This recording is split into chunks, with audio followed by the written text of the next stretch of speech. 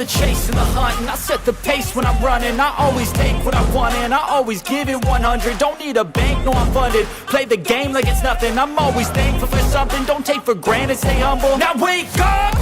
It's time to look at the enemy. Look in the mirror if he is no friend to me. It's not working out, maybe it's the chemistry. It's time to break up so I can make a better me. Better believe in your mind, cause it's everything. You can mold, shape, find almost anything. All it takes is some time and some clarity to find your identity. It's mind over everything.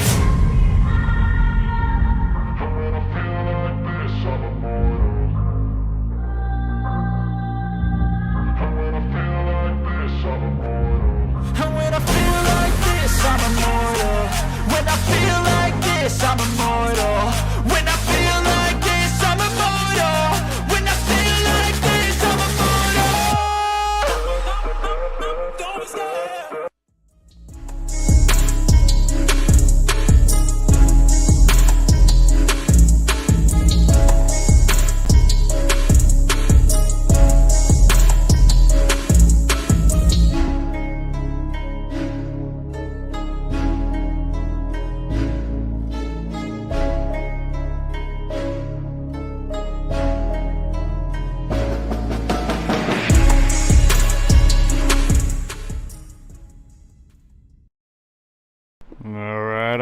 All right. What is going on, you sinners and saints? You beautiful bastards. Welcome back. It's Knock TV. I'm your boy Nakasuchi. This is the Raging Atheist.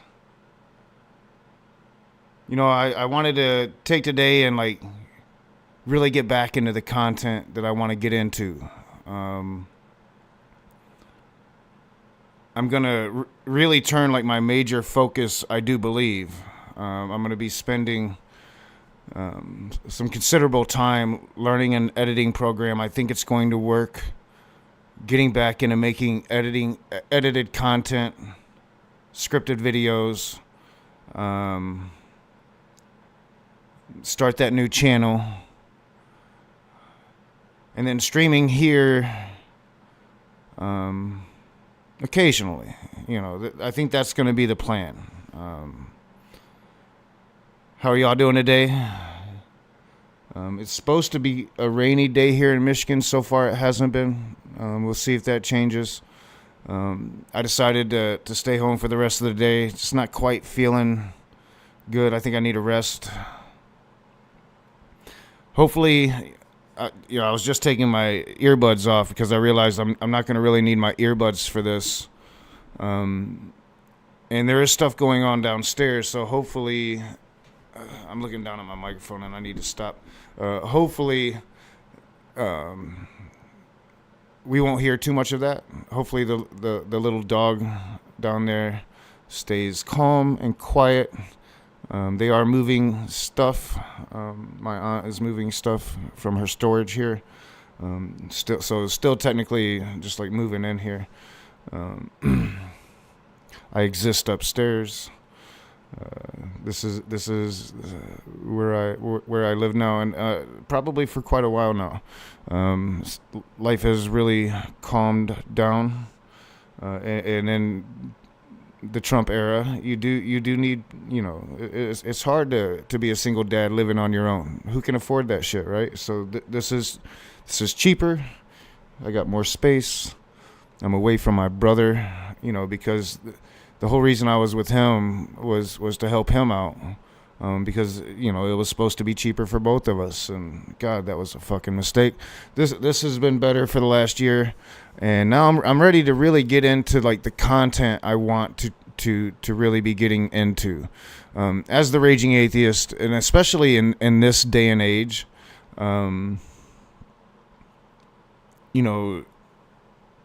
with Trump determining and this White House determining anti-Christian rhetoric as some form of terrorism. The Supreme Court just did their shit. Republicans are really, they're pushing for that 50-year rule that Trump promised.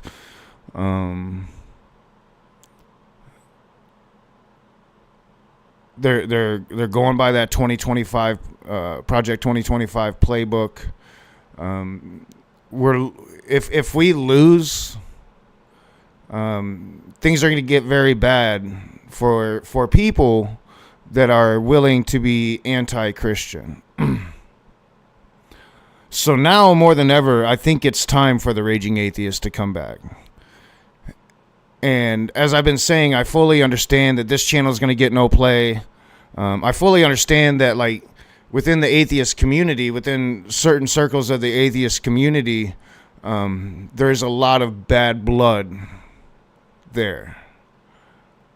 And it'll probably remain there.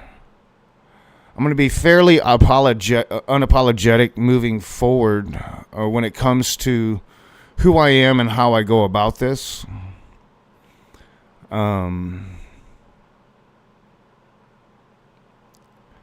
At this point in American history, I believe pretty much everybody should be radicalized. And I think the Raging Atheist has been reawakened with a new energy, because it's time the battle's here. So I'll probably be starting the channel sooner than later, and trying to work that thing up. I think it'll be fun. Like, I remember, like, really enjoying when I first started the Raging Atheist. I had a lot of fun with it. And I'm not going to be too long. I'm going to try not to be too long-winded here at this opening, because quite honestly, I'm going to read a lot of the Bible today. We're going to do what the Christians do. We're going to jump around. Today is 100 reasons why you shouldn't be a Christian. And it all fundamentally boils down to one reason why you shouldn't be a Christian, because your source material is simply unbelievable. And it should be something, when you read it, that you shouldn't believe in it, right? So I'm going to try not to be too long-winded. But I think right now it's important for us to be louder than ever. From every single angle that they tell us that we can't. If they're going to label, liberal moderates as socialist extremists and domestic terrorists, and that extends to us, but, they just kind of lump the liberal moderates with us, the left. And I would argue that pretty much most of the left wing, the true left wing, we're not, what they would call extremists. Sure, a lot of us believe in socialism. Sure, a lot of us believe in communism. But we're not like extremists that want to see the other side gone. Most of us simply want a better America for everybody. Most of us are probably willing to compromise to get that better America for everybody. But yet we've been branded domestic terrorists. And that's what fascists do. You delegitimize, criminalize the other side. So I'm going to go back into this, fully understanding all the ramifications of that, what happens to me, even little old me, because they're going to come for all of us if they win, right? And nobody knows what that looks like. I'm not going to sit here and pretend like that's an automatic death sentence, though I think, I did post on Facebook the other day, like it is crazy that we do live, and I hate all the ads that's going to be popping up on the Bible channel I'm using. The Bible channels have too many ads. I lost track of my train of thought there. It was probably a pretty good one. And I did lose track. So we're going to get into what I'm going to get into today, and pretty much the focus is moving forward is going to be, hardcore anti-Abrahamics again. Trying to be better at it this time, trying to be clearer, especially in these live streams, especially when I'm going into the rooms of Christians, which is going to kind of be a slow process. I just really don't see where to do that anymore. But I'm starting to find like some atheist circles to where I think it's going to kind of open things up. And I know I could look in those old Christian circles to open things up, but I'm kind of looking for different shit. I want to find different Christians to talk to if possible. I don't want to get hung up in the same old kind of bullshit of the last time when I was drinking all the time and I was hyper focused on YouTube beef. I don't want to have YouTube beef if I can avoid it. Like, I won't run away from it. I'll try to ignore it as best as I can. But I do want the ire of Christianity back. There was a moment, and I don't miss like the death threats that come with it, but there was a real moment when the Raging Atheist was hated by Christianity.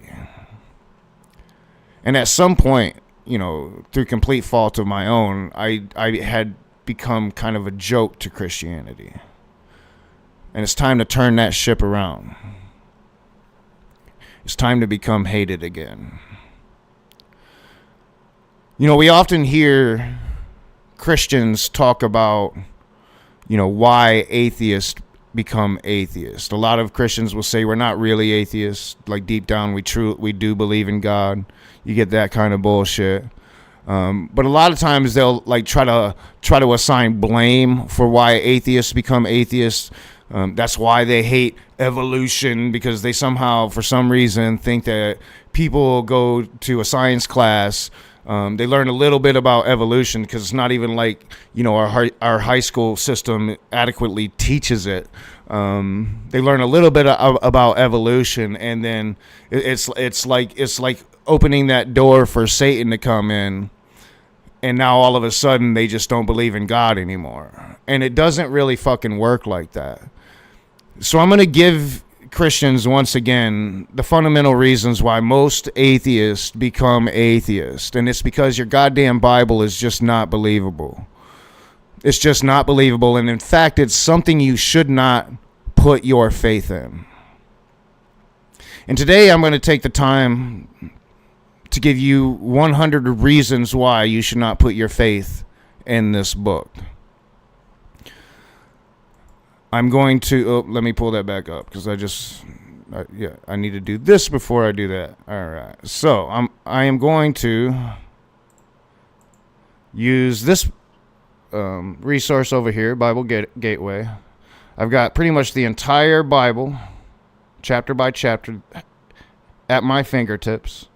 I'm going to use the new IV version. Now, I used to only do King James version because of all of the King James only Christians out there. Primarily, my enemies as the Raging Atheist has been King James only Christians.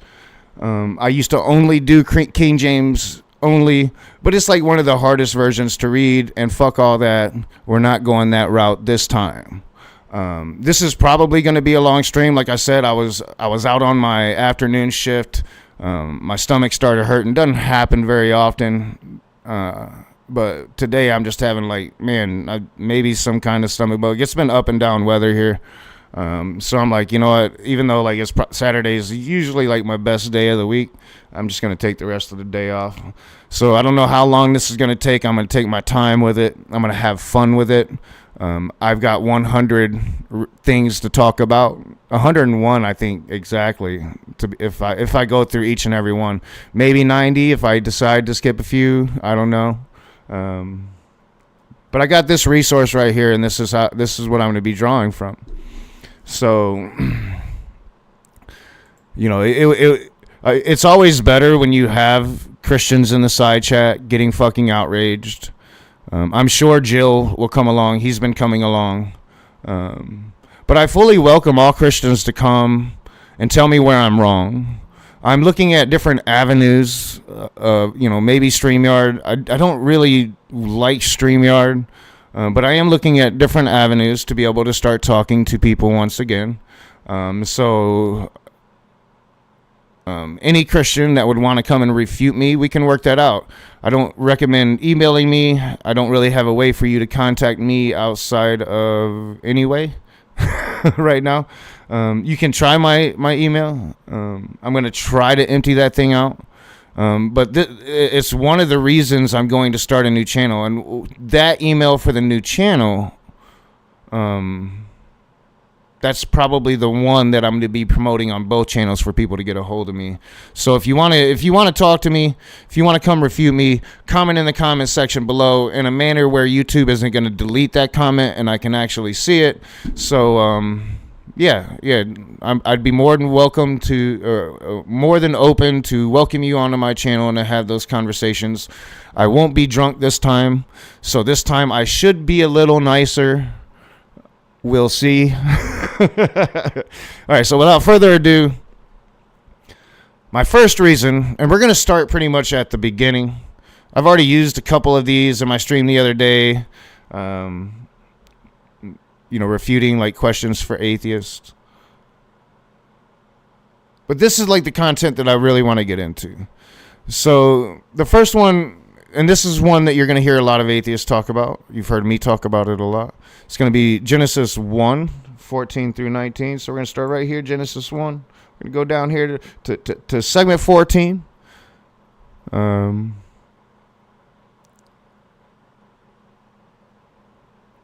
Now, I did forget, like, some of these I'm going to just, like, do the whole chapter. That's kind of what I was thinking about just now. Some of these I'm going to do the whole chapter, so it necessarily won't be 100 reasons. Sometimes if I'm doing, like, a whole chapter, it was, like, I had probably, like, 4 or 5 reasons in that chapter, right? All right, and I was just kind of remembering, like, I meant to mention that. All right, so Genesis 1, 14 through 19, the very first red flag you should be getting when you open up your Bible to read it, if you actually do read it. Now, I get accused of not having read the Bible. I've actually read the Bible several times, beginning to end, cover to cover, as you should. You shouldn't be cherry picking through the Bible, reading this, reading that. You should be reading the entire fucking thing, taking it in, understanding it, and then maybe you'd realize this is a stupid fucking book that you shouldn't put your faith in. So Genesis 1, verses 14 through 19 should be your first red flags here, right? And God said, "Let there be lights in the vault of the sky to separate the day from the night, and let them serve as signs to mark sacred times and days and years, and let them be lights in the vault to govern the day, and the lesser light to govern the night." Wait, no, I skipped a line. "And let them be lights in the vault of the sky to give light on the earth." And it was so. God made 2 great lights, the greater light to govern the day and the lesser light to govern the night. He also made the stars. God sent them in the vault of the sky to give light on the earth, to govern the day and the night, and to separate light from darkness. And God saw that it was good, and there was evening, and there was morning, the 4th day. Now, like, what is the red flag in that, you might ask, if you're a Christian and you're watching this on the playback, or you join us? Where is the red flag in that? Well, the fucking red flag is God should understand physics. You should understand physics, and you should understand that this is very fucking unbelievable. And what's going on, Kent Hovind CPA? This is very fucking unbelievable. God made light, and then he made the stars. It doesn't make any sense. Now, I've often joked about this, like through the course of being the Raging Atheist, being here on YouTube, being outlandish with it, that, like, what did God have, like, disco lights? I don't understand. I don't understand. And neither should you. Now, we're supposed to take this shit literally, right? This is the Christian argument, at least the fundamentalist Christian argument that the earth is 6,000 years old, or the universe is 6,000 years old, and this is how it all began, right? It's fundamentally batshit crazy. Fundamentally batshit crazy. And it's your first red flag. Like, you should understand that the light comes from the stars. Like, God should understand that. He should have understood that. Honestly, like, I'm not even going to let the people that wrote this have a pass for not understanding that, just because of the era they lived in. Like, you're supposed to be, like, divine messengers. This is the inerrant word of God. Why is it so full of error? We're just on, like, the first chapter. All right, so let's go back to my overview. So, I've been told my whole life that God is this all-powerful being, everywhere, at every time, exists in every moment, exists outside of time itself, right? Sorry, I kicked my my keyboard, and I'm thinking about smoking, but we'll get there. I will start part of a cigarette.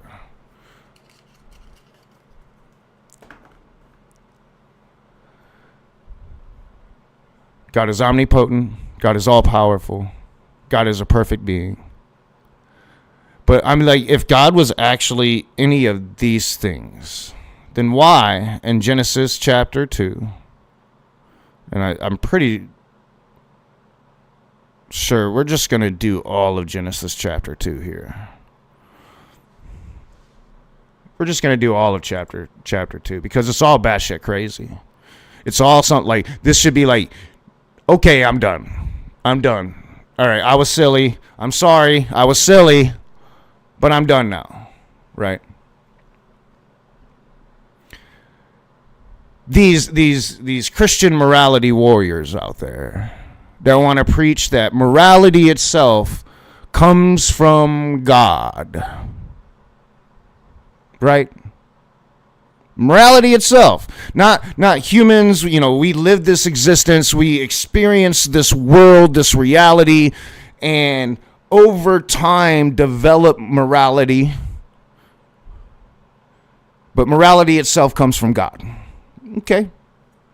Genesis chapter 2. We're going to read this whole goddamn thing, because it's batshit crazy. So I did all that lead up to God being all powerful, this God that I've been told up my whole life. I ask you, my friends, I ask you Christians out there, why the fuck does he get tired?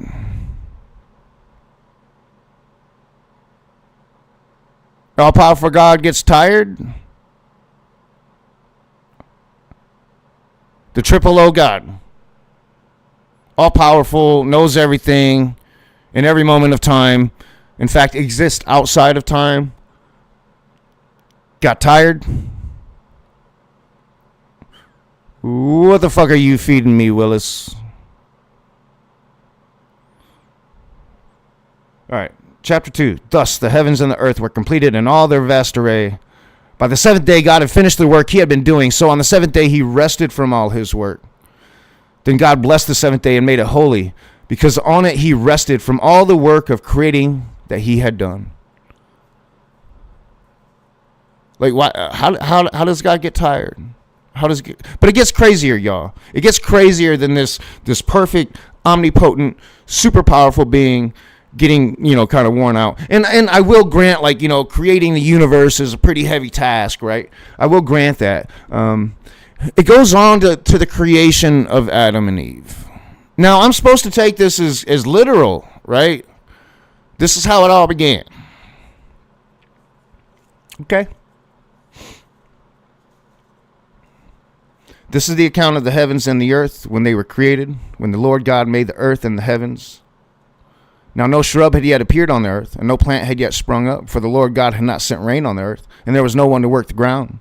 But streams came up out of the earth and watered the whole surface of the ground. Then the Lord God formed a man from the dust of the ground and breathed into its nostrils the breath of life, and the man became a living being.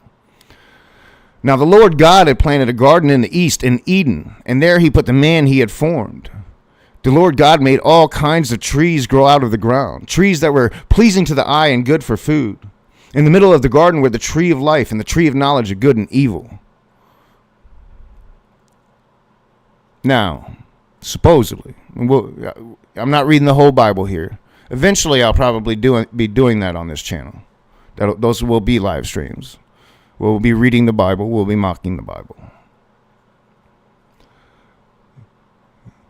And I'm not sure how much, because I'm only going to read chapter 2, I do believe, from my outline.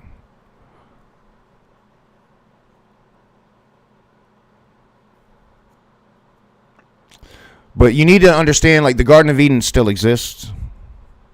and will exist until like New Jerusalem comes around. It'll probably be opened up again. And I don't know. I don't know what they believe in that regard, right? But it still exists. These trees are still there. It didn't just, fade away. It was hidden. So these trees, if this shit is true, and we're supposed to believe this shit is true, are the source of all good, or at least the database of all that is good, of all knowledge. And one of the trees is the source of immortality itself. Okay. I'm supposed to believe this shit, but why would you? Why would you? It's going to get weirder. It's going to get a lot crazier, a lot nastier. A river watering the garden flowed from Eden. From there it was separated into 4 headwaters. The name of the first is the Pishon. I'm probably butchering that. It winds through the entire land of Havilah, where there is gold. The gold of that land is good. Aromatic resin and onyx are also there. The name of the second river is the Gihon. It winds through the entire land of Cush. Now, I do believe Cush was a part of Samaria, but I could be wrong. The name of the third river is the Tigris. It runs along the east side of Ashur, and the fourth river is the Euphrates.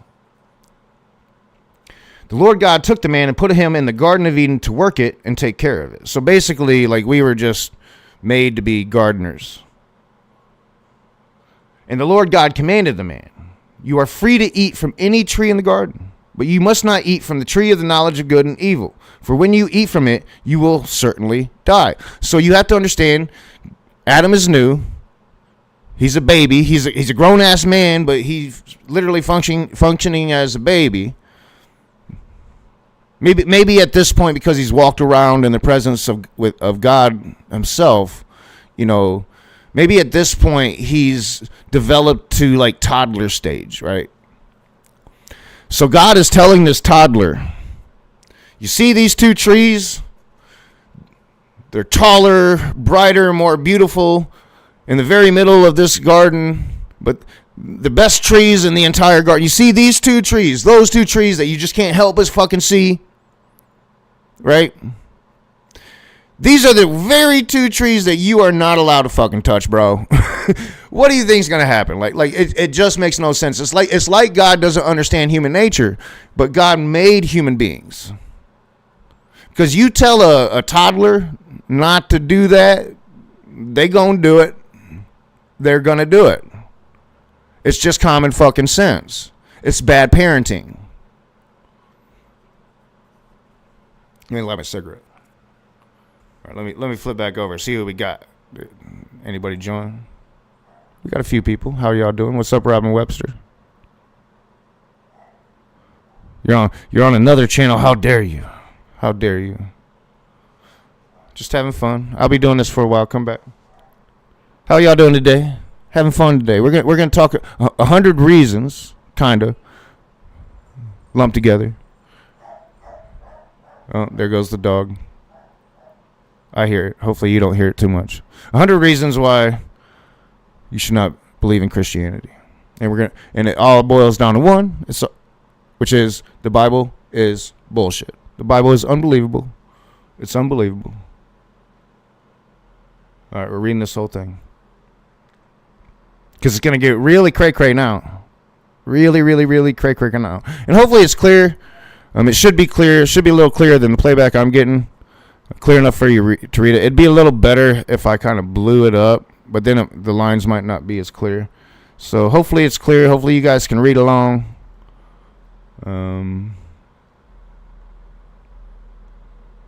I could have took the particular passages that I wanted, but I thought that this would be the easiest way. This would be the easiest way for me to do it. And if you can't quite read the words, there's always usually Bibles available to read along. And you can clearly see that I am reading from the Bible. And I can, even in my playback, I can read most of it.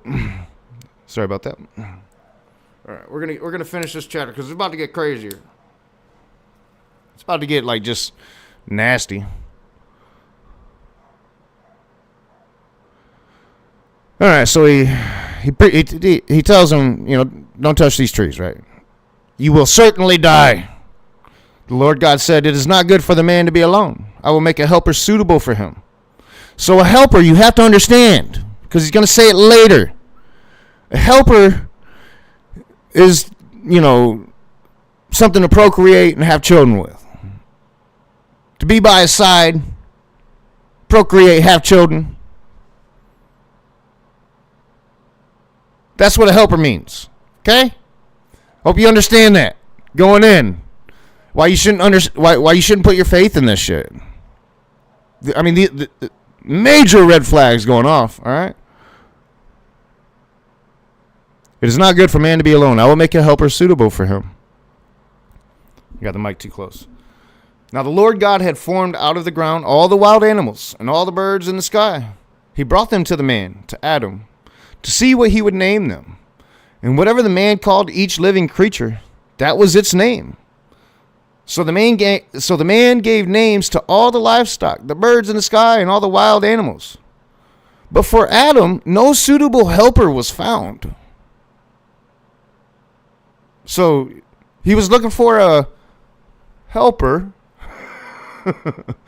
of the animals.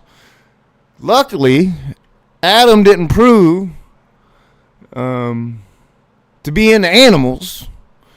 We might have be looking a lot fucking different than we look today. Luckily he didn't see that fat ass on that hippo and just start going to work. I mean, good Lord, you people believe this shit. Why? Like, I could understand, 2,000 years ago at the point of a sword, like, yeah, fuck, I'll give away one crazy thing for another, right? I can understand that. But, like, here in the modern age, you're a completely rational person.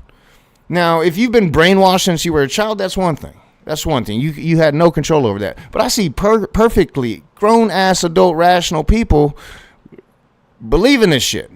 That, coming to believe this shit when they're adults. Why? I don't... This is what makes atheists. This is what makes us. Why would you ever believe that? That God wanted, God thought that was a good idea. Eve, or Lilith, if you prefer Lilith, as the first woman, she was like, 10 million how many animals on the face of the earth? That's going to be another point later in the stream, but how many animals on the face of the earth? God created them all right there, right? So, like, Eve, the woman, was choice number 10,556,000. It's like that Avengers Infinity War when there was like 14 million options, but they had the one. Eve was the one. They just had to go through all 14 million first. Like, what the? Like, this is supposed to be the all powerful source of our morality that we get preached from, like we get lectured that we as atheists, it is not possible for us to have morality if we do not believe in God. How? Why? I don't want that morality. I don't want that morality. I just don't want that morality that says, like, here, fuck a zebra. Then not all right, you can go find a wife. Like, that's not my morality, bro. All right, let's continue. Almost done with the chapter. Like I don't understand how anybody believes that. So, but for Adam, no suitable helper was found. So the Lord God caused the man to fall into a deep sleep, and while he was sleeping, he took one of the man's ribs and then closed up the place with flesh. Then the Lord God made a woman from the rib he had taken out of the man, and he brought her to the man. Adam said, "This is now bone of my bones and flesh of my flesh. She shall be called woman, for she was taken out of man. This is why a man leaves his father and mother and is united to his wife, and they become one flesh. Adam and his wife were both naked, and they felt no shame." So as idea of 14 million and whatever for Infinity Stones. Eve comes along, and now she is bound to this motherfucker because she was literally cloned from him. Right? I mean, fuck if I know. That should be like red flags going off. Like, I wish I was like that one channel. I think it's actually called like Red Flags. I can't remember the exact name of the channel. You might know what I'm talking about. But there's a YouTube channel where he literally, his whole thing is to talk about an issue and then run around with big giant red fucking flags. Right? Like, that's his whole entire channel, and he's got like millions upon millions of subscribers. You know, like I should be doing that, you know, because everybody should be doing that when they read. Just we're still in chapter 1, right? Like, let me get back to my overview here. Well, we're in chapter 2, but first 2 chapters, it's like red flag central. Why the fuck would any rational modern human being believe in any of this bullshit? Or to a more poignant question, why would you question us for not believing it? We live in like realities that exist, right? All right, so we're done with chapter 2. Let's get back to our to the Bible there. All right, hopefully, I do believe there probably are like several Christians downstairs right now, so hopefully they don't like hear me clearly. They're probably like, fuck that guy. Their family, you know.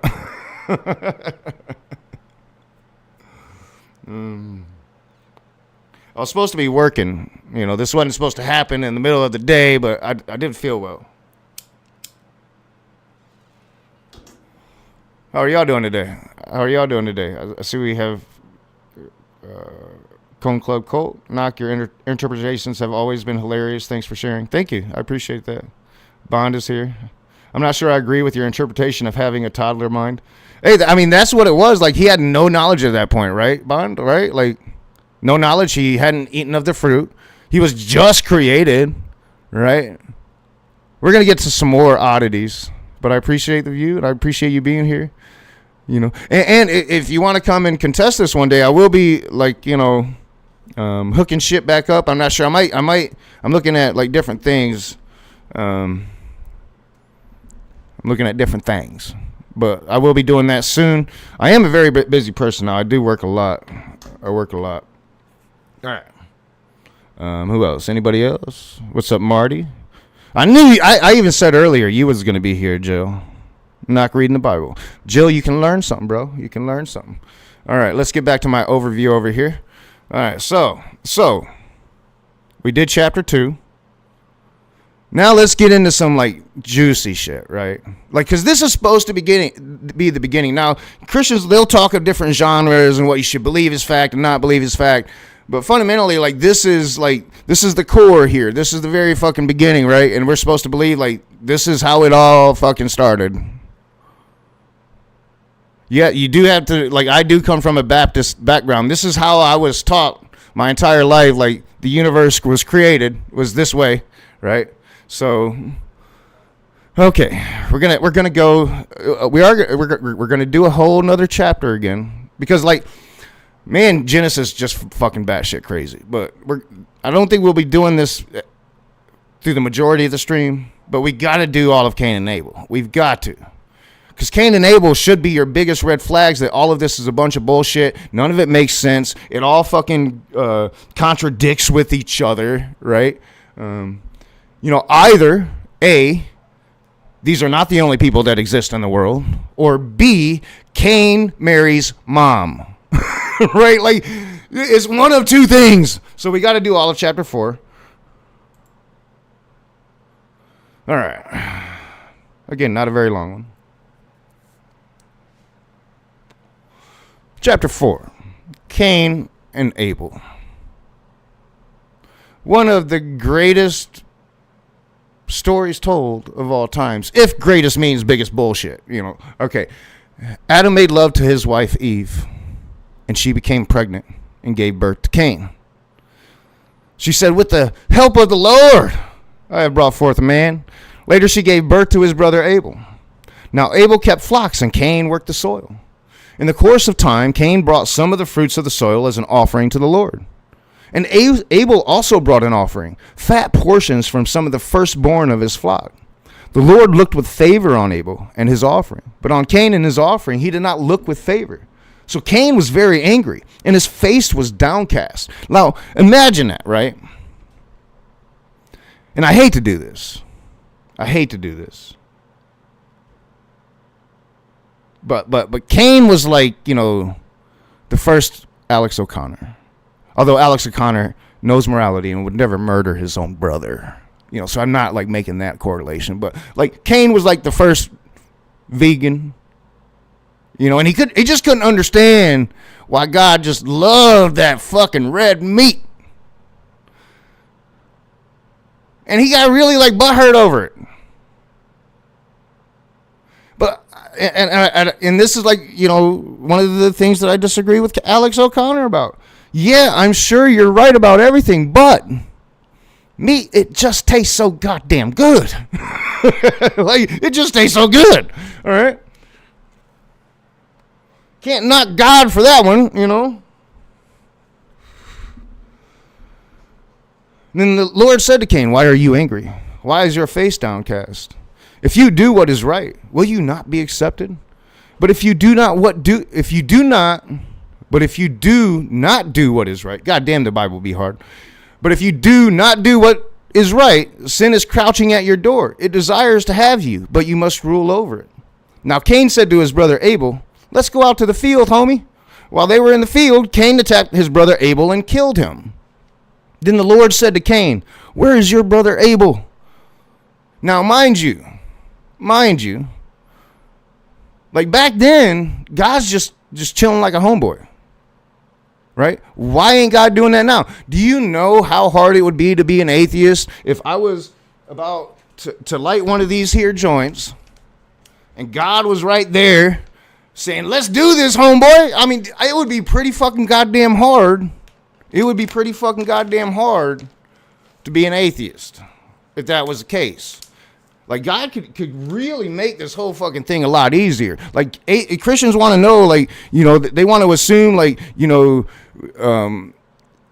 we go into an evolution class and all of a sudden we're nerdy ass fucking scientists that don't believe in God anymore. That's just not how it happens. It happens because this book is fucking ridiculous, and morally it's something you should never worship. Ever for a million fucking years. It's why so many of you are so fucking horrible. Pure and fucking simple. It's why so many of you are so horrible. If your morality comes from this fucking God who is about to do what he's about to fucking do, then, I'm sorry for you. And I don't want you around my kid. I really don't. All right, where was I?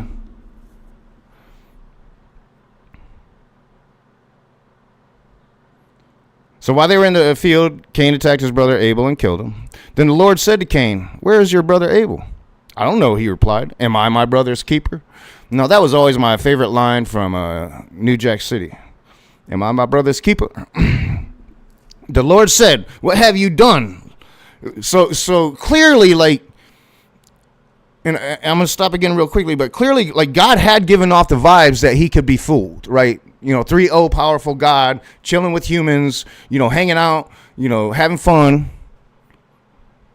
Had clearly given off vibes like Cain could lie to him and get away with it, right? So I don't know. He replied, "Am I my brother's keeper?" Like, dude, I don't fucking know, bro. The Lord said, "What have you done? Listen, your brother's blood cries out to me from the ground. Now you are under a curse and driven from the ground, which opens its mouth to receive your brother's blood from your hand. When you work the ground, it will no longer yield its crops for you. You will be a restless wanderer on the earth." So, all right, there, like, cool. Like, all right, I guess morality, right? Like, God is, like, punishing Cain for murdering his brother. Like, as a person that's opposed to the death sentence, I could make, like, a total Christian argument here against, the death sentence. Sure, cool, awesome. I'm kind of, all right, I'm kind of down with you here. And Cain said to the Lord, my punishment is more than I can bear.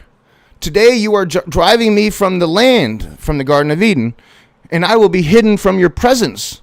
I will be a restless wanderer on the earth, and whoever finds me will kill me. Now, wait a minute. I thought Adam and Eve were the first, and we all came from them, right? But here we have Cain clearly saying that there's other motherfuckers out there, and they're gonna get them. Red flag much? I mean, none of this shit makes much fucking sense. You should not believe any of this shit. Like, why believe any of this shit? Why place stock in any of this fucking bullshit? None of it makes fucking sense. None of it should be taken seriously outside of some children's fable that you use to scare your children into submissive subservience, right? Like. And I don't recommend that as like a parenting tactic, but it's a lot fucking better than believing this shit is real. Okay, rant over. Where was I at? All right, we did my punishment is more than I could bear. All right, now we're going to get into like God is going to give Cain a cheat code through life, right? Now, morality is supposed to come from God, right? And I just like kind of gave God props here for like cursing Cain, even, didn't give him that ultimate punishment, the death penalty. No, we shouldn't be utilizing the death penalty. It doesn't really punish anybody. We're just ending their punishment. That's all we're doing. All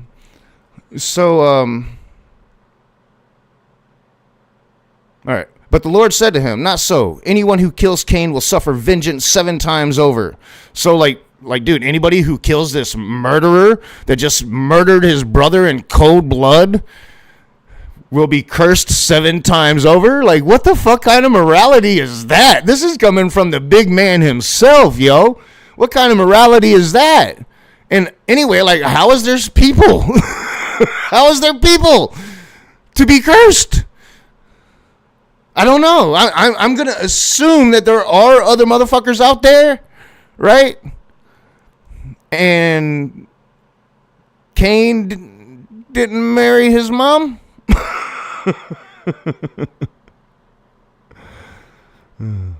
So Cain went out from the Lord's presence and lived in the land of Nod, east of Eden.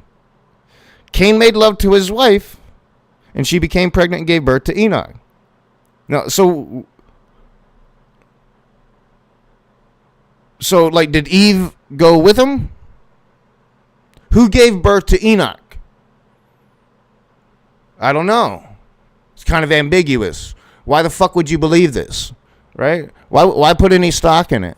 And this is why, like, do you know how Christianity was able to take root? Because people couldn't read it. They couldn't fucking read it. Most of the world was illiterate. The people that could read it, well, they were smart enough to use it on the people that couldn't read it. Right? That's how we have Christianity today. And you wonder why, like, atheists pop up? It's because we read it. Now, your pastor is going to do a good goddamn job of not getting you to actually read it. He's going to, like, his whole profession is centered around getting you not to read that fucking book. That's his whole fucking profession. He'll get you to read this verse. He'll get you to read that verse. He'll tell you verses and what they mean and what you should think they mean. But he don't want you to fucking read it. And most people, they ain't going to fucking read it. Why? Because most people are lazy. And most people don't even read books anymore. Which I find to be like the greatest disaster in the history of the world. All right. I think we're done with chapter 4 here. But you get the point. There were several reasons there not to believe in any of this shit. This is why I don't believe in your God. This is why no one should believe in your God. And this is why fundamentally Taoism is just fundamentally superior to Christianity. It doesn't ask you to believe none of this stupid shit. Taoism just asks you to believe in yourself. I'm down with that. I'm down with that. All right, let's get back to our fucking thing here. How y'all doing? How you doing? How you liking my interpretations, Joe? Afraid of his own brothers, sisters, nephews, and nieces who are already born. Huh. So Cain was afraid of his own brothers, sisters, nephews, and nieces who were already born. They were already born. So he was afraid of a bunch of babies. Like he was the oldest, right? Or, yeah, Cain was the oldest. Huh? What? You're not making any fucking sense. Now, I'll roll with you, and I'll go along with the fact that Adam was still tapping that for sure. Adam lived for a very long goddamn time. I don't think it really specifies how long Eve lived. I'm sure there was a lot of domestic abuse involved. Me assuming.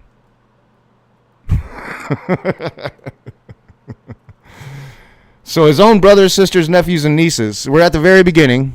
So not only is Adam popping out babies, I don't think that much time has passed, Jill. I don't think your justifications hold up. I don't think that much time had passed. I really don't. I don't think there was enough time for that, Jill. Nice try though. But you are insinuating incest, you know, like it had to be like direct blood relative of Cain to be his wife. And I don't think that is the save you think it is, my dude. I just don't. I don't think that's the save you think it is, Jill. Jesus is Lord. Raging Atheist is back, y'all. Tell your friends, tell your family. Christianity is not safe. It's not safe against me. Let me get back to my overview. Let me skip past all that. All right, we're going to get into Noah now. Let me light my joint. Perfectly legal here in the state of Michigan, though not in the nation of the United States, which is a sad goddamn shame. It's a sad fucking shame for this country that y'all can't go to the store and buy 28 fat ass fucking joints for $35.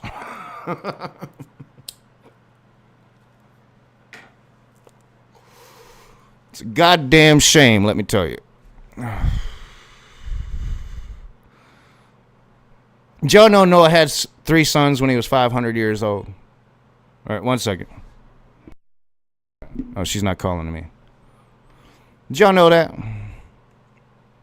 Noah had 3 sons when he was 500 years old. We're going to go to Genesis chapter 5, verse 32. Chapter 5, we're going to go all the way to verse 32, the very last verse. And after Noah was 500 years old, he became the father of Shem, Ham, and Japheth. So for 500 years, what, like was Noah just like some ugly dude, some uggo, and for 500 years he just couldn't get no play? Or did he marry young like they did back then, you know, and he was just like, I don't know, not pushing out any soldiers for 500 years? I don't know. But it seems, you know, like, all right, I will grant, like, he lived like 900 or something, right? So we're going to say 500 is fitty. Not impossible, right? But not probable either. No, but very possible. I mean, I guess if you're one of them Epstein class types, you know. I kid the billionaire class. All right, I kid the billionaire class. I don't. They're fucking disgusting.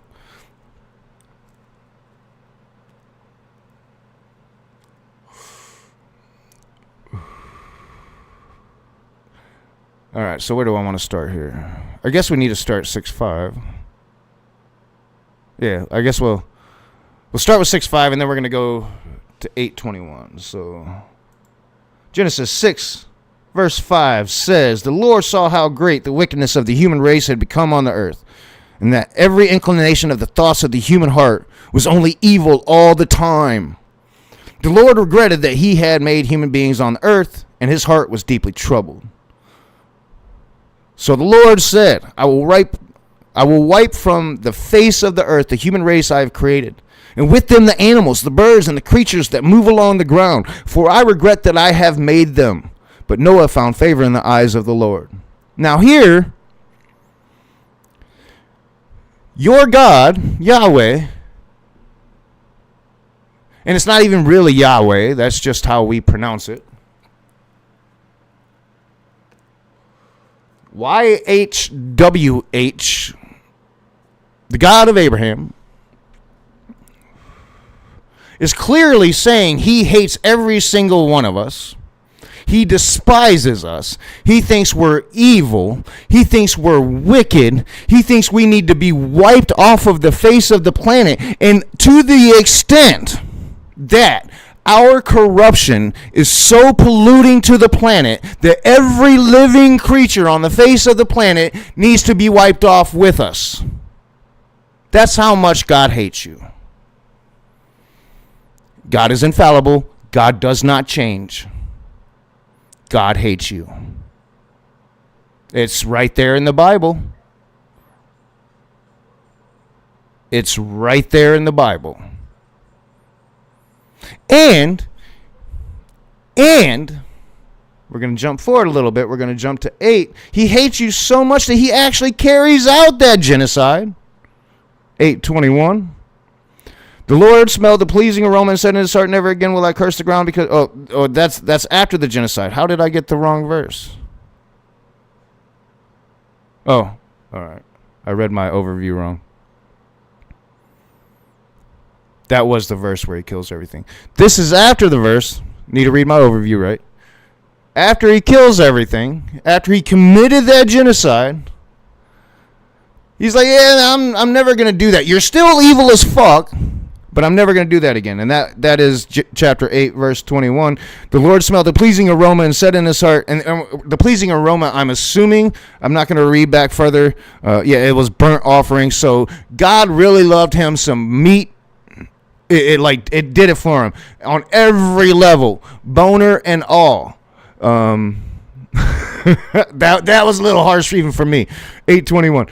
The Lord smelled the pleasing aroma and said in his heart, never again will I curse the ground because of humans, even though every inclination of the human heart is evil from childhood. And never again will I destroy all living creatures as I have done. As long as the earth endures, seed time and harvest, cold and heat, summer and winter, day and night will never cease. So never again will I curse the ground because of humans, even though every inclination of the human heart is evil from childhood.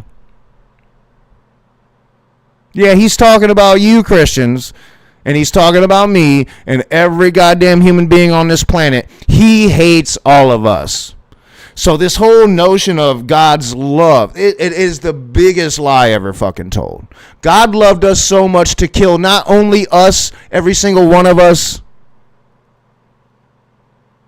but every single living creature on the planet as well. Except for a couple Nephilim that survived, I guess. Because God, if anything, fails at everything he tries to do, I guess. We're supposed to believe this is some perfect being. You want to ask me why I don't believe in the Christian God? We're supposed to believe this is some perfect, inerrant, infallible being that fails at everything he tries to do, and he hates me, but I'm supposed to love him. Okay, you're not selling it very well. You're not selling it very well. And this is why you have a hard time selling it when you try.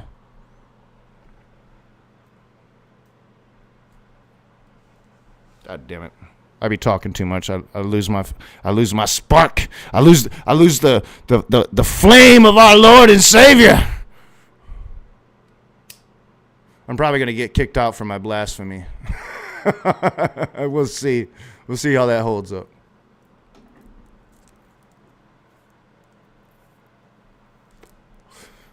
Did you like that interpretation, Will? You should call Smokey over here. I'll let him exist for a while.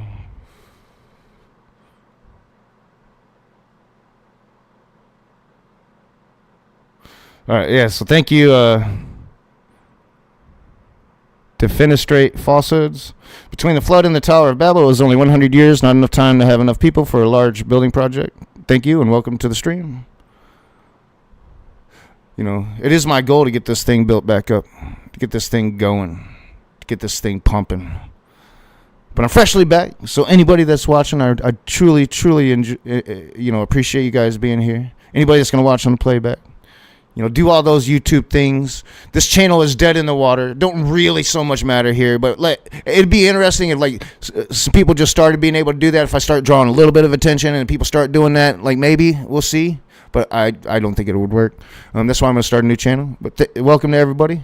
Jill, did you especially like that interpretation of the Bible, or of God's hatred of man? Any Christian in the chat, any Christian watching this back, more than welcome to contest me here about God's love. It's right there in the Bible. It's not. I'm not making it up. I'm not reading it. It's right there in the Bible. All right, let's get back to my overview. We got so far to go. Like I said, I decided to take. I keep pushing this away from my mouth just to push it right back to my mouth. I decided to take the day off. Probably shouldn't. Maybe if I'm feeling a little better later, because it's not a day I should be taking off.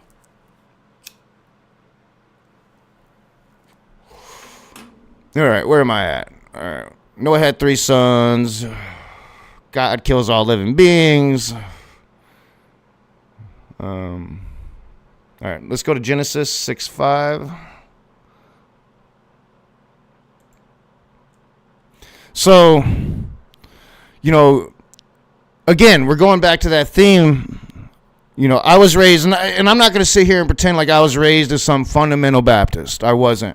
In fact, I didn't really start going to church for the first time. I think I was like 4 or 5.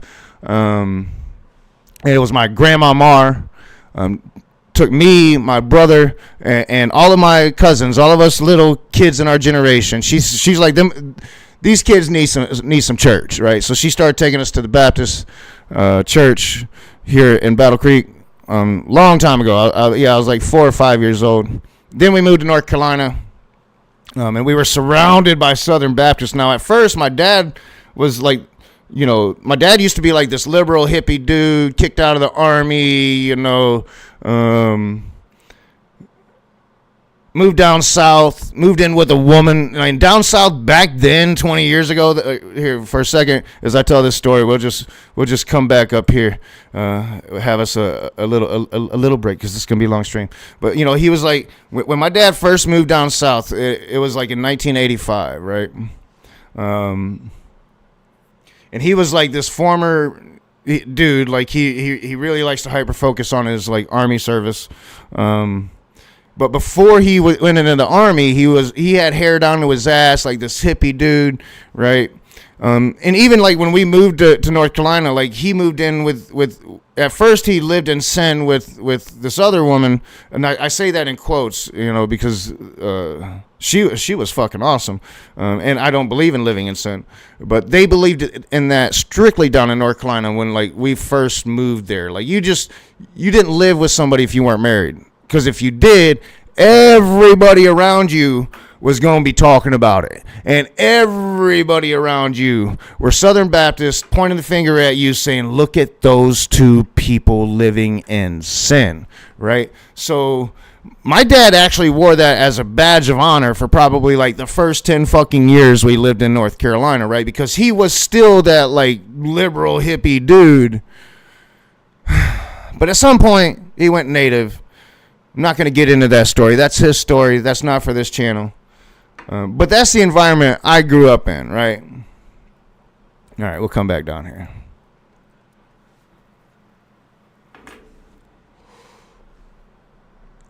And back to my overview. Where is my point? All right, because I'm trying to stay to my points here.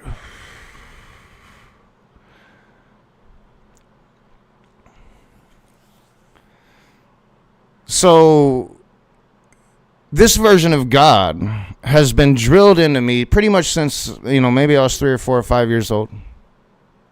This Baptist version. But that's the version, right? Like, people are going to make their justifications. They're going to hear this and they're going to have their justifications, right? But they're just justifications. This is it. This is what you're taught when you're a child. You're taught this is reality. You're taught that this happens. That this was real, and we live in the modern world now. We know this isn't reality and this is real. Like we know that. right? But we're going to get there. But if this God is the God that is infallible, if this is a God that is perfect, you know, I think the Belgariad, it's this fantasy story written for young adults, quote, like teenagers and shit. But it's a really good series of books if you've never read it. It's called the Belgariad.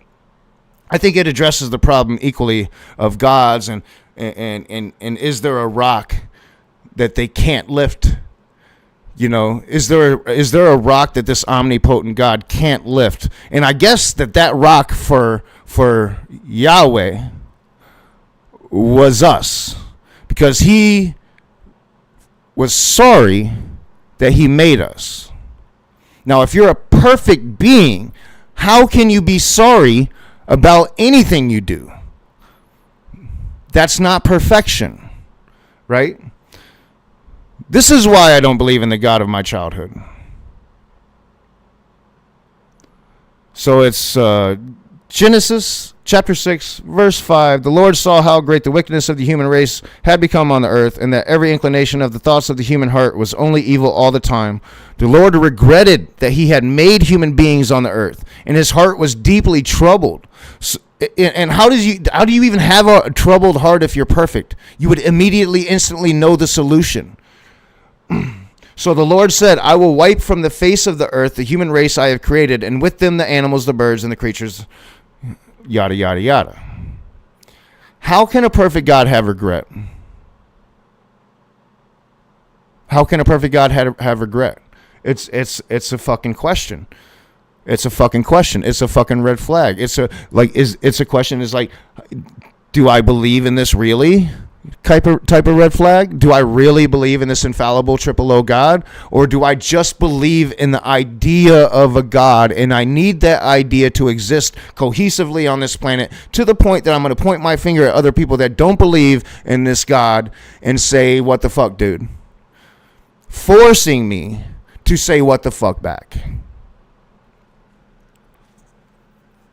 Because it is like one of the most unfortunate realities of this existence that I have to live surrounded by a bunch of fucking people, by a society that has embraced this bullshit as true. And I'm kind of fucking tired of it, if I'm to be honest. All right.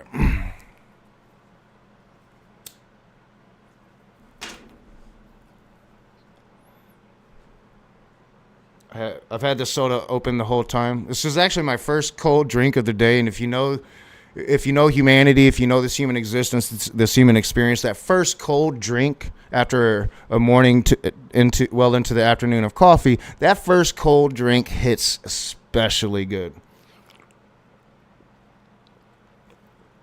Oh, that's tasty. You feel it go all the way down. I love that.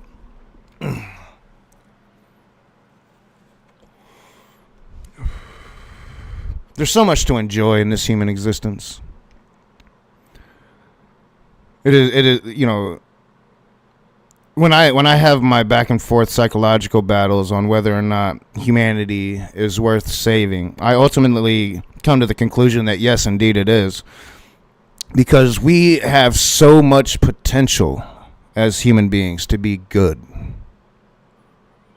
If we just try, I think if we just really started looking at ourselves and how fucked up we are, I think I'm a much better person now because I've done that. Just really look at just how fucked up you are. Admit it to yourself. See it for what it is. You don't have to announce it to the world by any means. Just understand it. Taoism, my friends. It is such a beautiful path.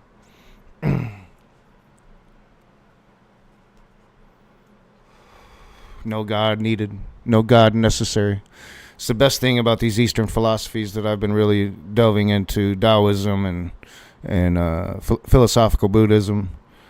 You don't need these limitations. You don't need these fictions. You don't need, and really bad fictions because they're written by people that just, don't have the information we have today.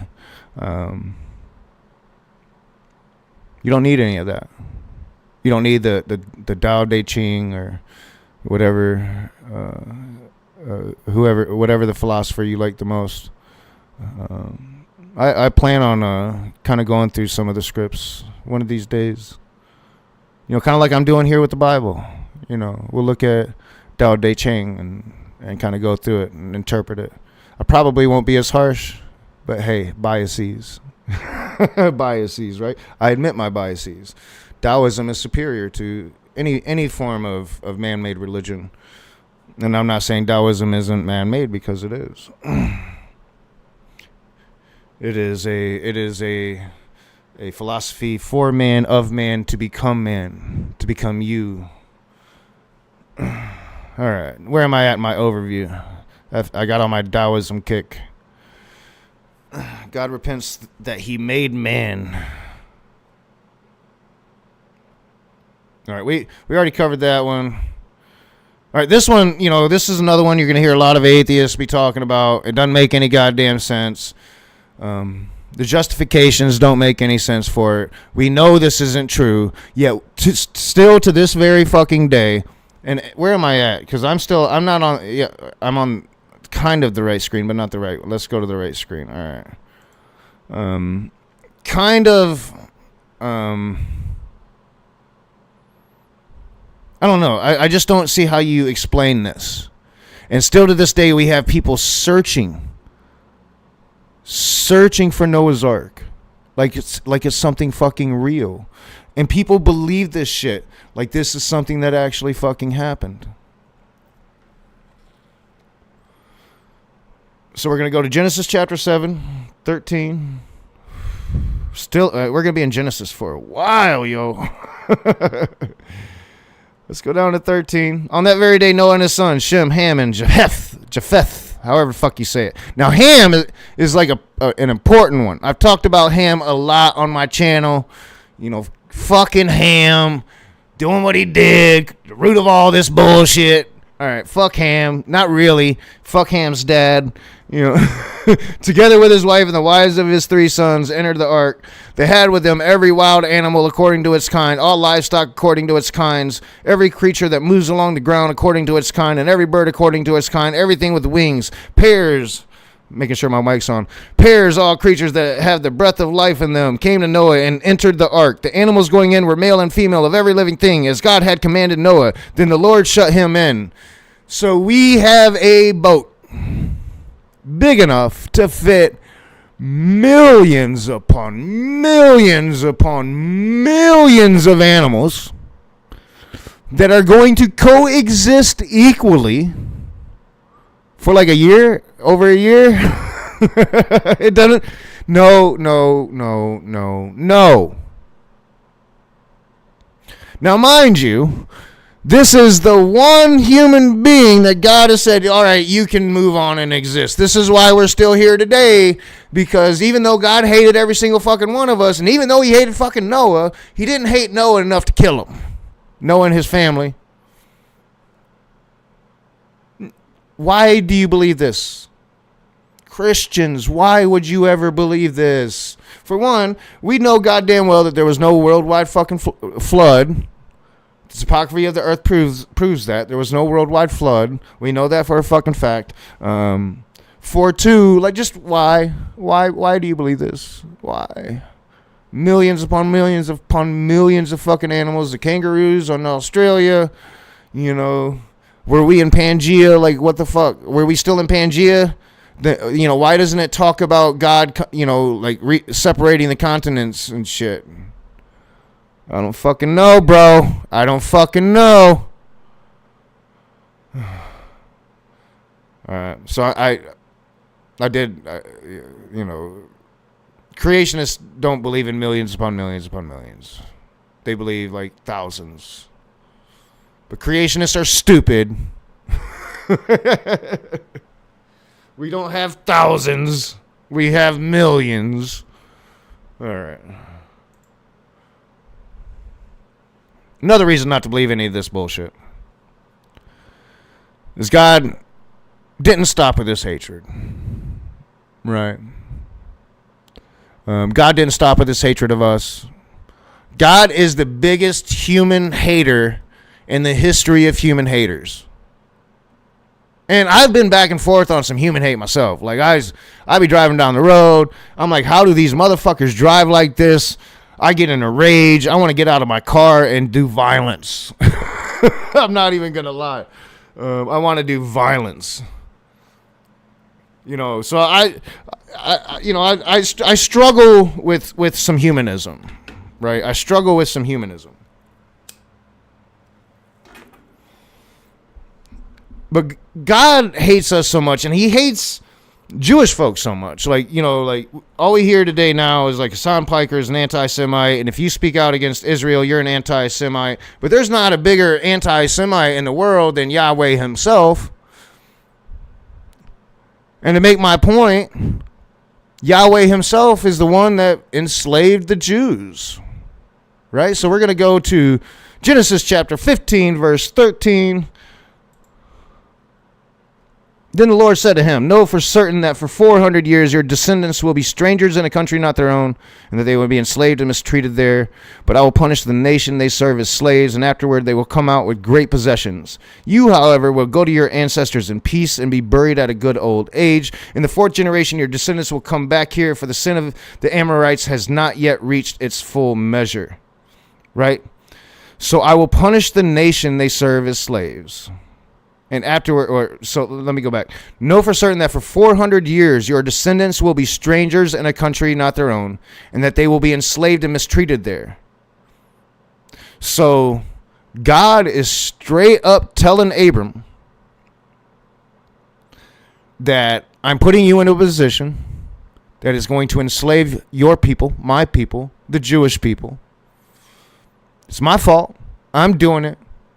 But 400 years later, I'm going to get off my ass and I'm going to punish that nation. Now, we're going to talk about that punishment here in a little bit. But just think about that. So not only did he kill all of us, he let one person survive who somehow magically fucked the population back on Earth, right? Another one I can't fucking understand or deem to believe that any normal, rational, mortal, modern human being would fucking really believe actually happened, but they do. I don't know. I lost my point. God, all of it's unfucking believable.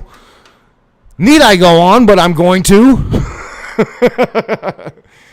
Oh, fucking A, man. Like, jumping on Hassan Piker, and he's not an anti-Semite. Never had any problems with Candace Owens. Never had any problems with Nick Fuentes. Never had any problems with actual real anti-Semites. Not until now, when Trump wants to fight a war with Iran after he promised he wouldn't. Now they call him that. No, the biggest anti-Semite in the history of the world is YHWH. He's the reason for all the treason. All right, I still got a little bit of my coffee. I've been drinking coffee all day. It's probably why my guts don't feel good. Not really. I drink it extremely slowly. That's my thermos. I didn't drink a full pot today, so it's just not feeling well. Probably got some kind of bug. All right, let's get back to my shit. I could shorten this down, and there were longer lists I could have used, but I thought we'd just take it easy with 100. It's gonna take me a long goddamn while to get through. We're still at like 91 on my overview here on my list. How are y'all doing out there? A few of you still watching. Is Jill still around? Probably not. Jill can't take the truth.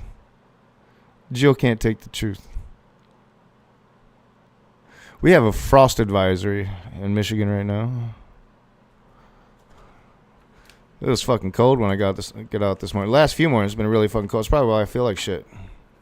Honestly. All right, back to my overview. It is Saturday morning, a Saturday afternoon, and I do fully expect this is going to take a while, even to get some of the old viewers back. But it'll really pick up, I think, once I start with the new channel.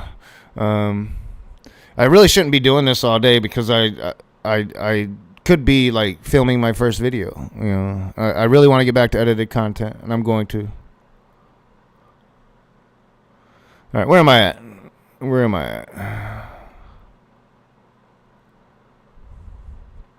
All right, so, gosh, should I do this whole verse? I should probably. Yeah, I think I do this whole verse, or this whole chapter. We're gonna go to Genesis chapter 19.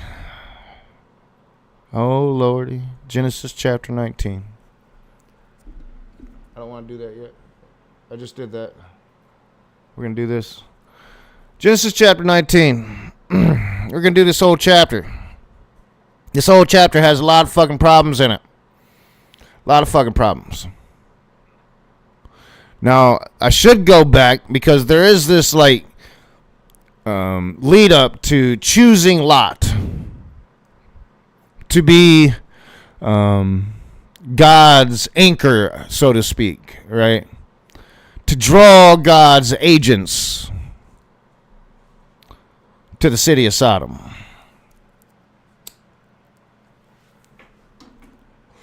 There was a lead up to why Lot was chosen. Lot was an Israelite, I do believe. Stranger in the city of Sodom, they're going to call him. So that was one. He was also cousins of Jacob, I think, maybe. I can't remember who, but some important Israelite.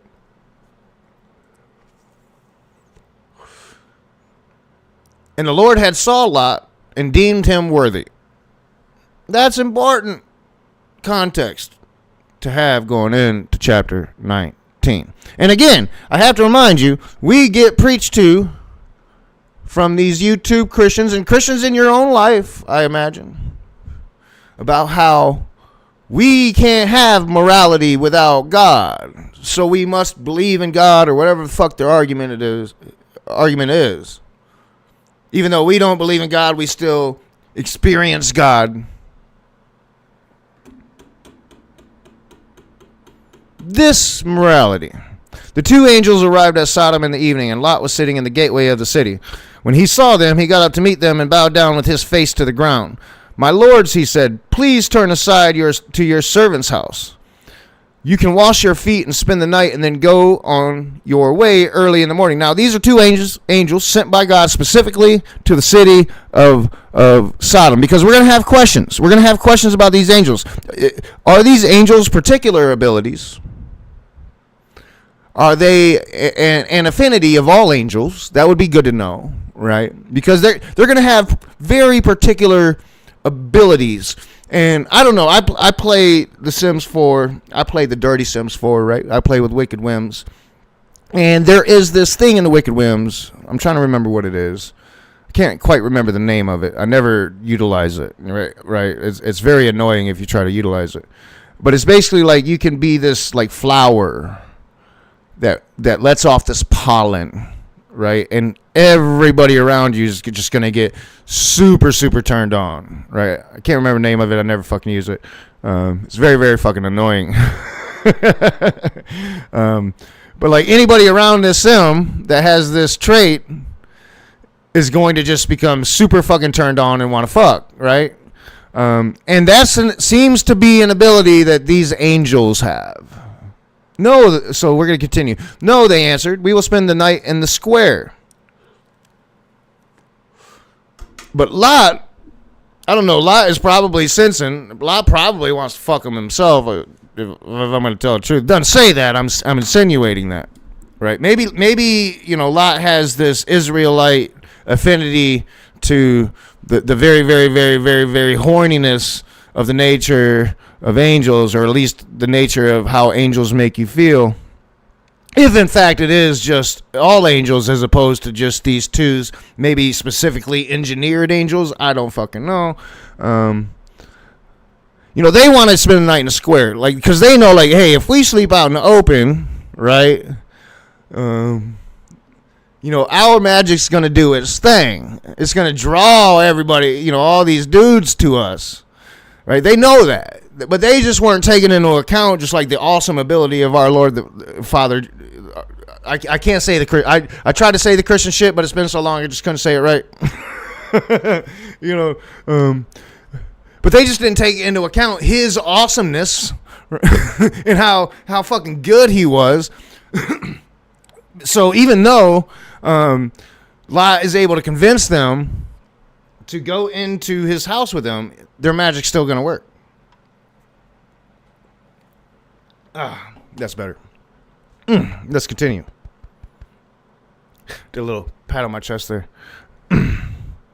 No, they answered, we'll spend the night in the square, goddammit, because we want our magic to work. But he insisted so strongly that they did go with him and entered his house. He prepared a meal for them, baking bread without yeast, and they ate. Before they had gone to bed, all the men from every part of the city of Sodom, both young and old, surrounded the house. They called to Lot, where are the men who came to you tonight? Bring them out to us so that we can have sex with them. So, like, these people are putting off pheromones at such a pace. I mean, these people had to have looked like Nakasuchi when he was 21 years old, if I'm going to be honest. These motherfuckers had to be so good looking, you was turned on not being able to see them.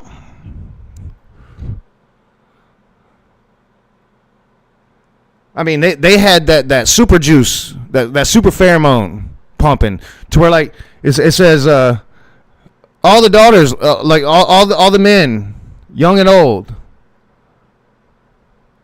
all the men from every part of the city, both young and old. So, like, even if you're an old dude, these angels around, back then it was like a sad day because you didn't have no fucking Viagra. Like, that thing wasn't coming up. But these angels around, guess what? That thing coming up.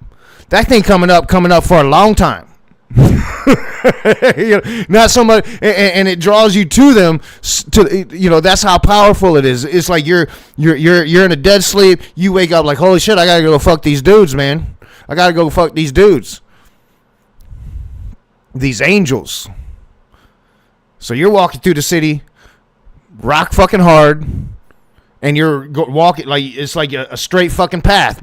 A straight fucking path. You're probably walking through people's homes and through the front door, out their back. You know what I'm saying? Strange goddamn shit. Why would anybody believe this stupid shit? Why would anybody want to follow this stupid shit? Why would anybody want to worship this stupid shit? This is not anything to follow.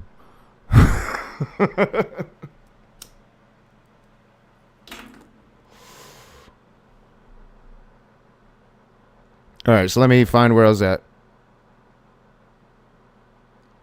All right. Lot went outside to meet them and shut the door behind him and said, no, my friends, don't do this wicked thing. Now, mind you, Lot was like approved of by God himself.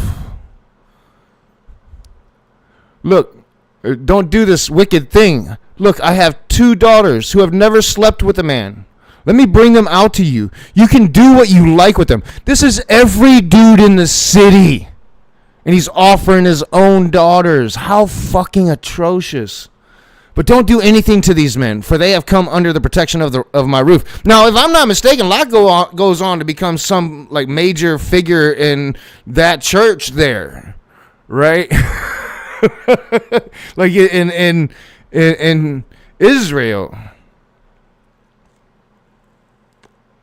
This is the morality I'm supposed to follow, to have. I don't want that morality. I don't want that morality at all. Dude was going to give up both his daughters so they wouldn't have sex with the angels. I'm sorry for the angels, but the angels, they about to get fucked, bro. You about to get fucked, bro. Why did God send you here? Why would God do that to you? Like, it doesn't seem right. But you ain't got to worry because these angels, they got magic. They got magic.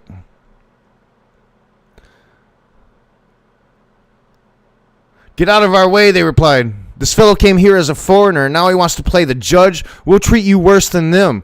They kept bringing pressure on Lot and moved forward to break down the door. But the men inside reached out and pulled Lot back into the house and shut the door. Then they struck the men who were at the door of the house, young and old, with blindness so that they could not find the door. The two men said to Lot, "Do you have anyone else here, sons-in-laws, sons or daughters, or anyone else in the city who belongs to you? Go get them out of here, because we are going to destroy this place. The outcry to the Lord against its people is so great that he has sent us to destroy it." So God sends angels to destroy a city of human beings. And this was, I guess, his way to draw them all out into the open, make him want to fuck them. Like, God is a sadistic fuckface of a fucking God, bro. But what do you expect from a war god out of Samaria? Like, what do you expect from that? He's a sadistic fuck. He's not worthy of your worship. Now, we're supposed to believe like these sodomites were just so fucking evil, and that's why they wanted to rape these angels of the Lord. But like clearly, like these people were drawn to these angels. They went inside the house. Now, maybe if they had slept in the square and people were passing by, word got around. I don't know. But these people were drawn there. This was the plan. This was the design. I mean, it's really fucking sadistic, you know? So, like, the two men warned Lot, right? So Lot went out and spoke to his sons-in-law who were pledged to marry his daughters. So, like, his daughters were already pledged, right? Like, to be married. So he's got to go and like, what? Tell these sons-in-law why he was about to let the mob rape their future wives. Right? Like this great man of God, Lot, right? Like, this is like some seriously fucked up shit that people reading this should be like, what the fuck am I reading? Why am I reading this? And why should I follow this? Where am I at? All right, so they warn them. Oh, hitting my fucking microphone. It usually happens like once a stream. Now you can actually see it because I have my camera on. It's usually pretty fucking hilarious. Don't need any more of that. I kind of do that a lot. That's why I smoke so much. I'll take like 2 hits. Gotta keep your levels, bro. You gotta keep your levels. All right, so he warned the people. He goes, speaks to his sons-in-law who are pledged to marry his daughters. He said, "Hurry and get out of this place because the Lord is about to destroy the city." But his sons-in-law thought he was joking. And we just have to ask, like, you know, why doesn't God do that shit anymore? Right? Like, all right, so Iran getting a nuke is like gonna end the face of the fucking world, and it means that we've got to like do what we've been doing, right? But why do we've got to do what we've been doing? Why can't God just do what he did here? What's the justification for that? What's the explanation? Are we supposed to accept this as fact or not? Is this what God does or not? And if this is what God does, God never changes. Why did he change? I'm asking you, Christians, if you ever watch, if you ever see. Shadow work. I'm high on gummies. Yeah, that's called shadow work.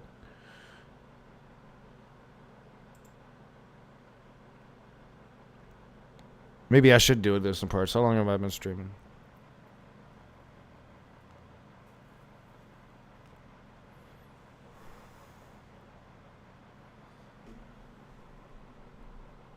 Maybe we'll get through 14. Because I have been doing this a while. This would be an awfully long stream.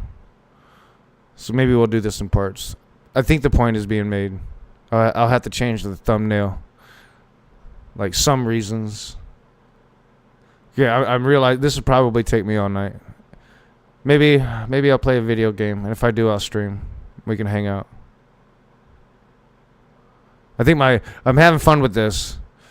But, like, I think it would be better if it came in punches, right? We'll make this a running series. This will lead into me actually reading the entire fucking Bible, right? So I'm getting back at the work, y'all. Let it be known. You know, and I'm going to start, you know, doing the things I actually should do, because I do nothing to draw a crowd here. I haven't in a long time. None of the work I need to do pre-production. All right, we're gonna finish this chapter, and I think that is a plan. Not sure what game I'll play, but I'll probably play a game unless I decide to go out and work. I don't know. We'll see. We'll see what happens. All right, we're gonna finish with the last story, and this is a good one to end on. I think this is a good one to end on because we're not done. I mean, it's been bad enough.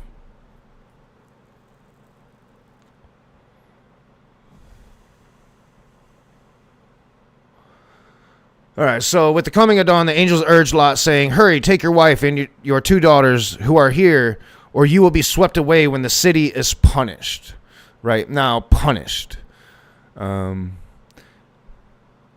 believe there's a verse, if we get to like the destruction of Sodom, there's a verse that I used to use as like an argument for the existence of aliens, because the punishment is literally like fire, a beam of fire coming down from the heavens. It's like there's a big fucking spaceship up there.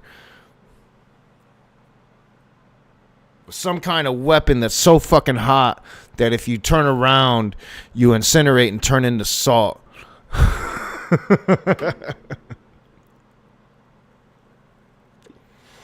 All right, some alien weapon. We wouldn't understand it as human beings. But we'll get there, I think, if we do. Yeah, we're going to get there. All right. We're going to get all the way there. Cool. That's awesome. All the way there is not awesome, let me tell you. So, let me get back to where I was at, because I was, like, fumbling around. Hurry, take your wife. Blah. All right. When he hesitated, the men grasped his hand and the hands of his wife and of his 2 daughters and led them safely out of the city, for the Lord was merciful to them. As soon as they had brought them out, one of them said, "Flee for your lives. Don't look back, and don't stop anywhere in the plain. Flee to the mountains, or you will be swept away." But Lot said to them, "No, my lords, please. Your servant has found favor in your eyes." I don't know. I lost track of what I was reading there. I didn't comprehend a single word of that last paragraph, so I think I'm going to read it again.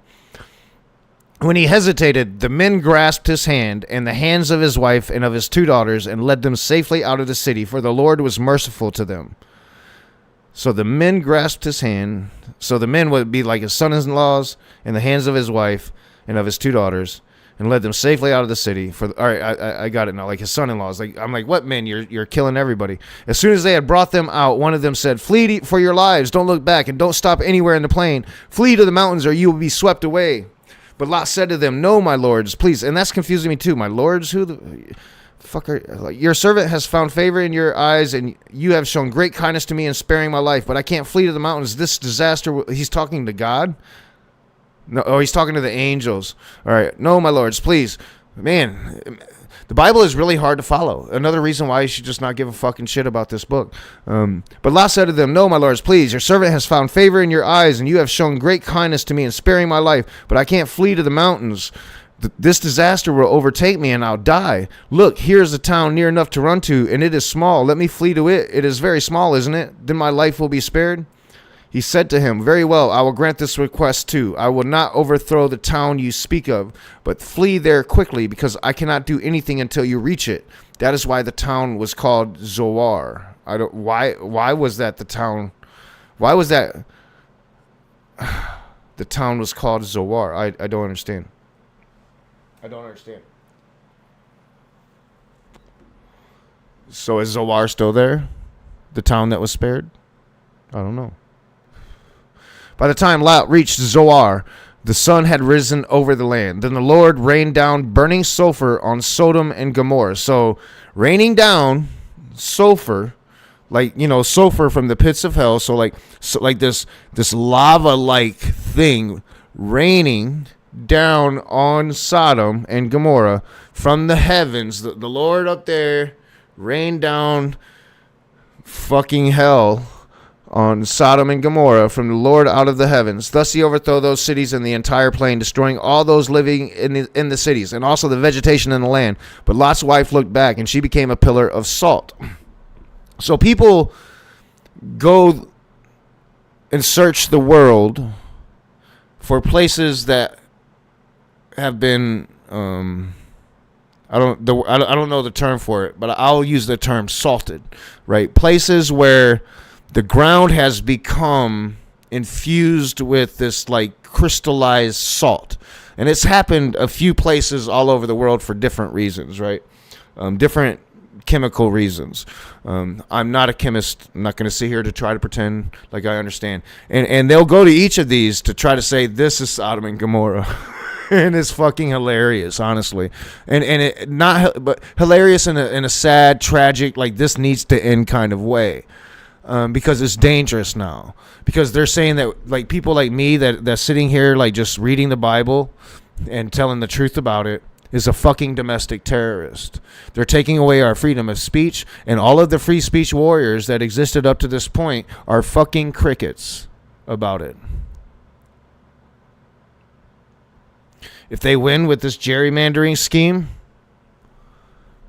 and Trump's 50 years of power, then yeah, freedom of speech for people like me gone.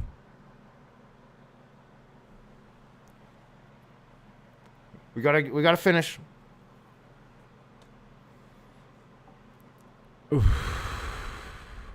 Early the next morning, Abraham got up and returned to the place where he had stood before the Lord. He looked down toward Sodom and Gomorrah, toward all the land of the plain, and he saw... Did I read about his wife yet? Or did I skip that part?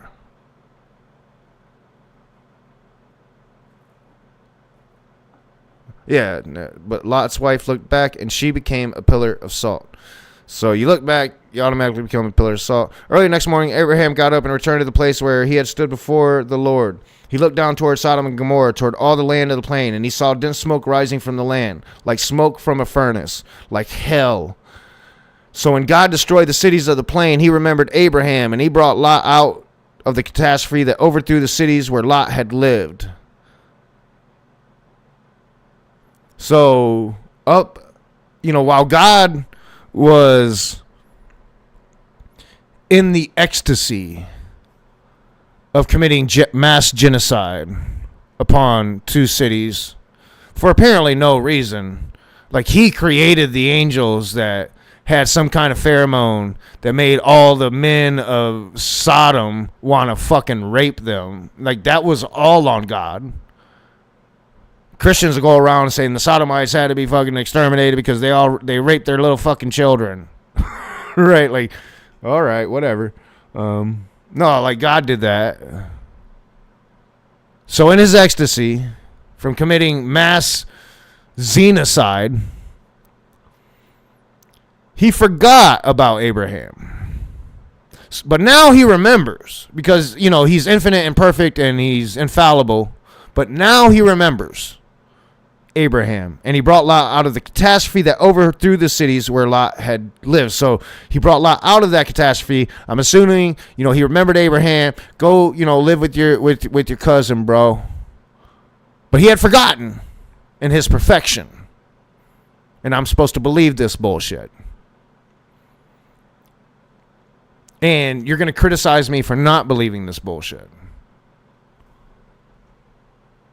Lot and his daughters, now is when it gets really spicy. Like, he already tried to offer up his daughters, and maybe he had some, like, inkling of, I don't know, what his daughters were planning. maybe he's like, I don't know, I'll spare myself what is to come, and just give them away. I don't know. Maybe he was like, I don't know, some kind of, like, future teller. So we have to assume now. So Lot and his two daughters left Zoar and settled in the mountains, for he was afraid to stay in Zoar.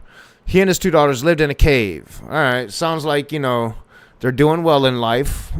One day the older daughter said to the younger, "Our father is old, and there is no man around here to give us children." Like, what's the correlation there? Right? As is the custom all over the earth. Let's get our father to drink wine and then sleep with him and preserve our family line through our father. That night they got their father to drink wine, and the older daughter went in and slept with him. He was not aware of it, and when she lay down or when she got up. Now, I don't know. You have to drink a lot of goddamn wine to get so fucking drunk. Like if you're that drunk, is it even possible? I mean, for me, like they say he's older. I'm 49 years old. Let me tell you one thing. I'm 49. God's honest truth. If I'm fucking wasted, it ain't going up. No. You can try. You can lick. You can suck. You can do whatever the fuck you want. It's just not going to happen. If I'm wasted, it's just not going to happen. And I'm still aware. And this dude was supposedly sleeping, and they were able to get it hard? How? I don't know. Doesn't make any fucking sense. You know, and this seems to happen a lot, you know, like drunkenness and nakedness and issues with that. Again, morality at its finest display. That night, they got the father to drink wine. The older daughter went in and slept with him. He was not aware of it when she lay down or when she got up. And I call bullshit on that. The next day, the older daughter said to the younger, "Last night I slept with my father. Let's get him to drink wine again tonight. And you go in and sleep with him so we can preserve our family line through our father." So they got their father to drink wine that night also. And the younger daughter went in and slept with him. Again, he was not aware of it when she lay down or when she got up. So, like, you know, both daughters did that shit. And it's just so fucking gross. And why? Why? Like, why? If not having a man around was a problem, then you really need to get out of that cave and just fucking go. Like, everybody's fucking dead over there anyway. Like, why the fuck you hanging around? I don't understand. I don't understand at all. Like, why the fuck would you hang around? Everything's salt. Your mom is salt. She's like right fucking there, bro. Like, doesn't make any sense, right? Why would you believe this if you're a Christian? Why would you put any stock in this? Why would you judge me for not believing this? It's fucking batshit crazy. It's insane. It's for insane people. Oh my God. It's disgusting. So both of Lot's daughters became pregnant by their father. The older daughter had a son, and she named him Moab. He is the father of the Moabites of today. The younger daughter also had a son, and she named him Ben-Ami, and he is the father of the Ammonites of today. Like, unfucking believable. All right, we didn't get through all 100. Call it, like, rust wariness. Call it, like, I'm going to probably play some video games. What am I doing over there? I'm coming up here.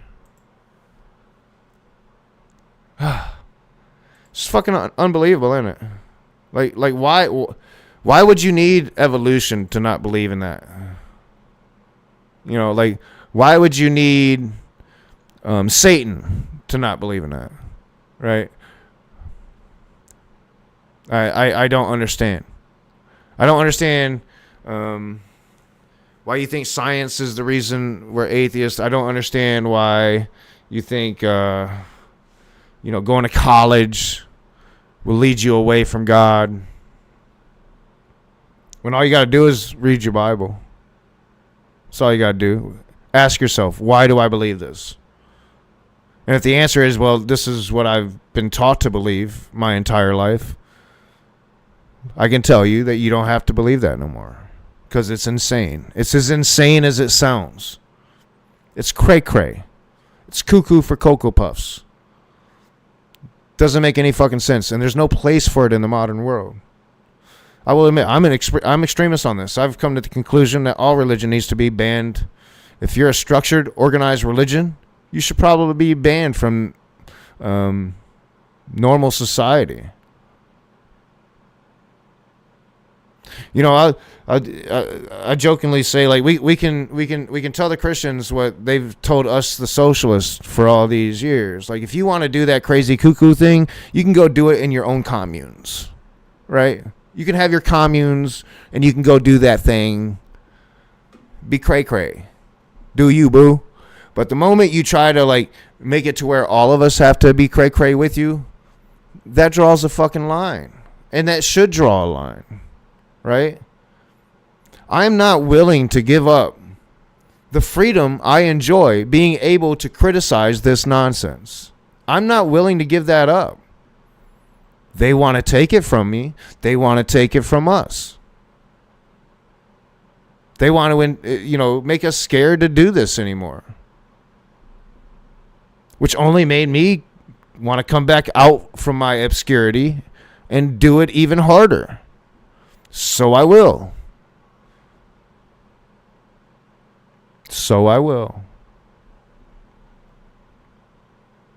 But I am thinking, it'd be better to do this in steps. Shouldn't be too difficult to go back, change the thumbnail a little bit, change the name a little bit. If you guys are bored today, I'm probably going to be just hanging out, playing some video games, so I'll probably stream, just hang out, play video games. I was playing Kingdom Come 2. I really don't like my spot. I might play Kingdom Come 2 and just kind of go back a little bit to a previous save, but I might have, the way Kingdom Come 2 is, I'd have to go back pretty far. But I don't like the fact that my theory proved wrong, and you don't really want to kill the cows. I did enjoy seeing my character get caned. That was enjoyable for me. Like I say, I'm very like conservative Christian when I play video games. I guess that would be the best way to describe it. I'm very conservative Christian, meaning I'm fucking batshit crazy when I play video games. I'm considering starting a Baldur's Gate 3 evil playthrough. There's several ways you can play an evil playthrough in Baldur's Gate 3. But like, I break the game from the very beginning.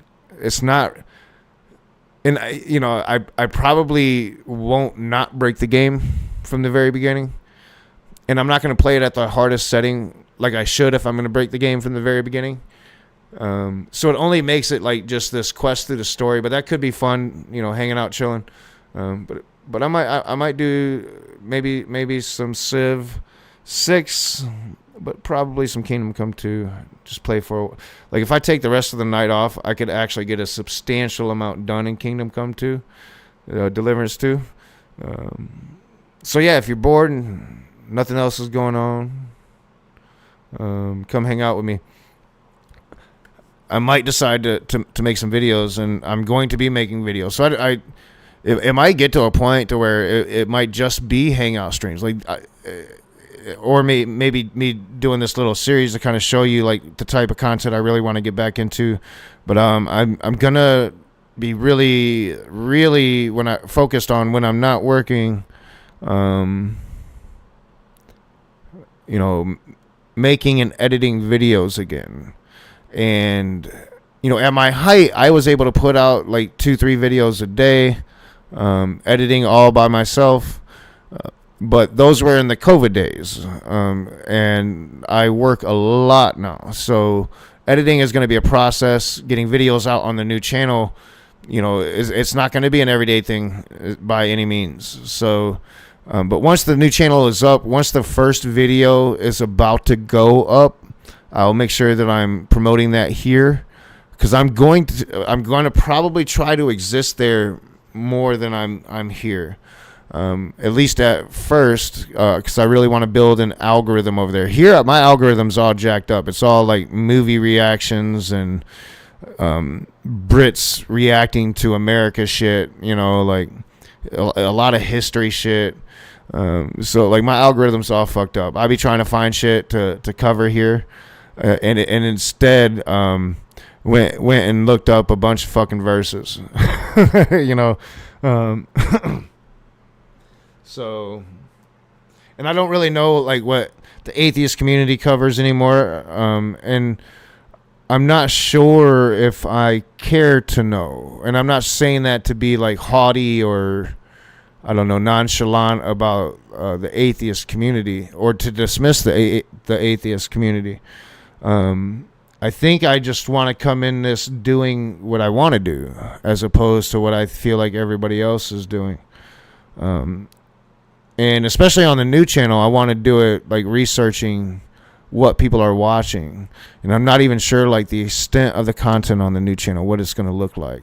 But I know I'm excited to start editing again, if this program's going to work. And I think it's going to. I kind of played around with it a little bit before I had my webcam here. So now like I am kind of itching, and I probably should take the day off to maybe make a video or two, but I don't have the channel ready yet. I'm not necessarily sure if I'm ready to get the channel ready yet.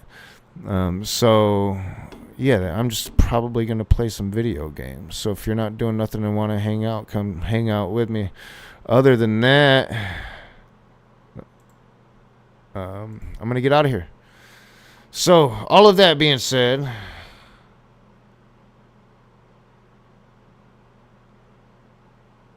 yeah, what happened to his whiskey dick? All that being said, the earth isn't flat, bitches.